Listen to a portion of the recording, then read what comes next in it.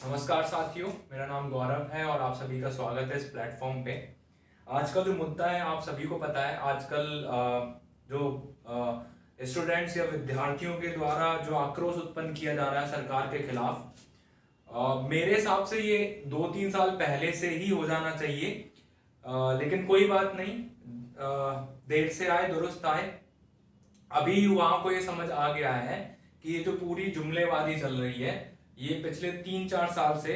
आपको याद होगा जब 2014 में गवर्नमेंट आई थी तो इन्होंने बोला था 2 करोड़ नौकरियां देंगे हम पर ईयर। ठीक है, उस डेटा पे तो मैं जा ही नहीं रहा। अगर मैं डेटा पे जाऊंगा तो एक भी चीज ऐसी नहीं होगी जिसको ये सरकार डिफेंड कर पाए या बचा पाए।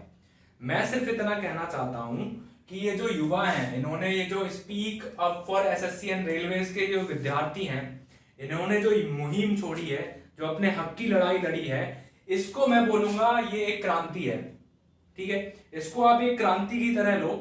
और अगर मैं भारत की बात करूं तो भारत का अगर जो इतिहास है, आप इतिहास उठा के देखेंगे, भारत ने कई सारी क्रांतियां हुई हैं और उन सब क्रांतियों का एक बहुत ही कॉमन एक सीक्वेंस है, वो मैं बताना चाहूंगा कि भारत जो है बड़ा जुझारू टाइप का देश है। भारत एक जुझारू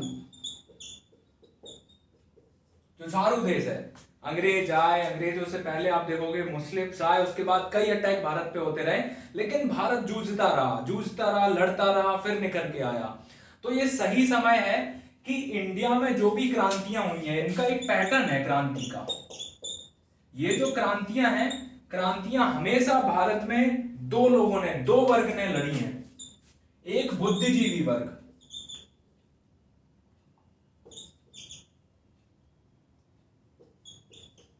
बुद्धिजीवी वर्ग, इंटेलेक्चुअल, और दूसरे युवा,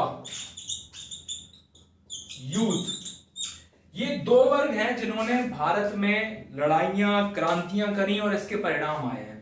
ठीक है, और आज की अगर मैं स्थिति देखूं अभी की, ये जो इसको वर्ड को मैंने क्रांति लिया है वो इसलिए लिया है क्योंकि जो युवा है वो हमारा स्टूडेंट है, और जो बुद्धिजीवी वर्ग है वो आपको पता ही है कि जो हमारे टीचर्स हैं, जितने भी शिक्षकगण हैं जो आपको सेवाएं देते आ रहे हैं इतने सालों से, वो सारे लोग क्या हैं, बुद्धिजीवी वर्ग हैं, और स्टूडेंट्स है युवा।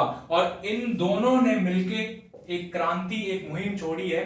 अब इस क्रांति का तात्पर्य क्या है, क्रांति बोलते किसको है? देखो, मैं तब तक क्रांति, किसी भी चीज को क्रांति तब तक नहीं बोलूंगा। क्रांति का मतलब है बदलाव। जब तक बदलाव नहीं आ जाता है मैं इसे क्रांति नहीं बोलूंगा। आपने छेड़ी है, अब आप इसको क्रांति में चेंज करो। जब तक सरकार अपने पैटर्न को लेके, एग्जाम्स, रिफॉर्म्स को लेके बदलाव नहीं करती है, ये क्रांति नहीं रुकनी चाहिए। क्रांति की सफलता, असफलता सब चीजें बाद में है। क्रांति का मतलब ही यही है कि हम क्रांति उसको बोलते हैं जो बदलाव लेके आए किन्हीं भी चीजों में। और ये जो क्रांति हमने छोड़ी है, ये जो क्रांति है, इसके द्वारा हम बदलाव लेके आएंगे।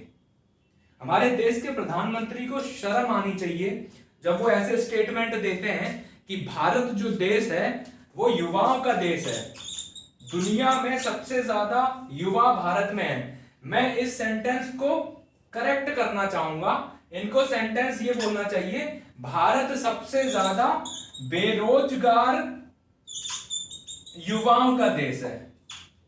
आप बोलते हो कि पकौड़े बनाने लगो, खिलौने बनाने लगो, आपको शर्म आनी चाहिए। ऐसे स्टेटमेंट देते हो आप।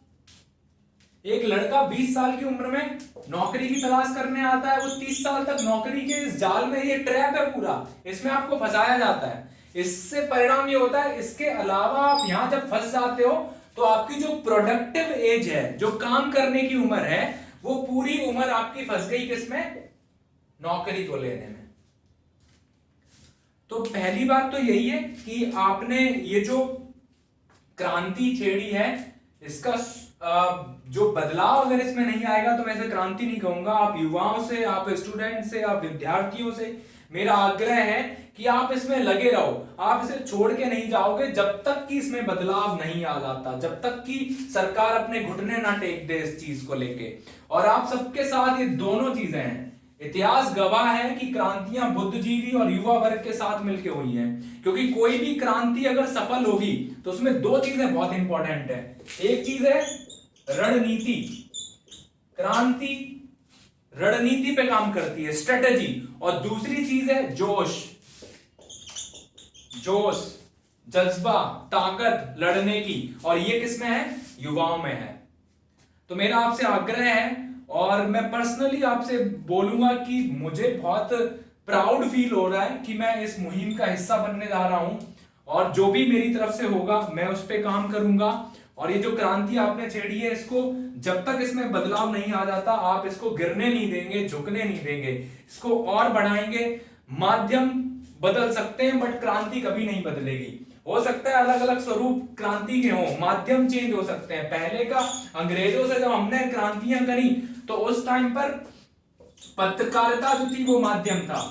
चाहे फिर हम मराठा की बात करें, केसरी की बात करें, ऐसे जो पत्र थे उनमें लिखी जाती थी ये चीजें। आज ट्विटर है, ठीक है, सोशल मीडिया है, तो माध्यम बदले बट क्रांति का स्वरूप कभी नहीं बदलेगा। और जब तक सरकार बदलाव नहीं करती है, जब तक सरकार को हम घुटने पे नहीं टेक देते हैं, ये क्रांति नहीं रुकनी चाहिए।